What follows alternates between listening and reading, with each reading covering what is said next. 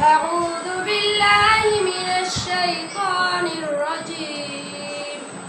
بسم الله الرحمن الرحيم. الرحمن علم القرآن خلق الإنسان علمه البيان. الشمس والقمر بحسبان والنجم والشجر يسجدان. والسماء رفعها ووضع الميزان ألا تطغوا في الميزان وأقيموا الوزن بالقسط ولا تخسروا الميزان. والأرض وضعها للأنام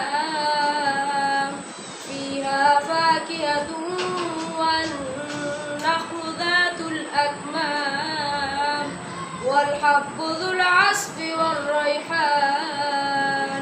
فبأي آلاء ربكما تكذبان؟